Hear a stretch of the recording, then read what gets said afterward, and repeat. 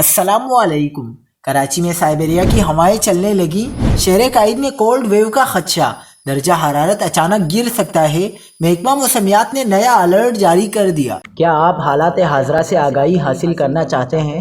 خبر کے پیچھے چھپے اصل حقائق جاننا چاہتے ہیں تو ابھی سبسکرائب کیجئے جلمل پاکستان کو اور ساتھ ہی گھنٹی کے نشان پر کلک کر دیں۔ آپ کو بتاتے چلیں کہ کراچی میں کل سے یخ بستہ ہوائیں چلیں گی، جس سے سردی کی شدت میں اضافے کا امکان ہے۔ سندھ میں کل سے 17 جنوری کے دوران سردی کی نئی لہر آئے گی۔ محکمہ موسمیات کے مطابق کراچی میں کل کم سے کم درجہ حرارت 7 سے 9 اور جمعے کو 5 سے 7 ڈگری سینٹی گریڈ تک رہنے کا امکان ہے۔ محکمہ موسمیات نے سندھ بھر میں موسم مزید سرد ہونے کی پیشنگوئی کر دی اور کہا کہ کراچی سمیت سندھ کے متعدد علاقے سرد ہواؤں کی زد میں آ سکتے ہیں۔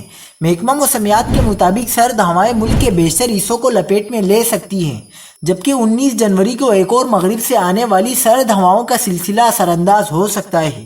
دوسری جانب موسمیاتی تجزیہ کاروں کے مطابق شہر قائد میں شمال اور شمال مغرب سے سرد ہوائیں چلیں گی، جن کی رفتار 30 سے 40 کلومیٹر فی گھنٹہ ہو سکتی ہے۔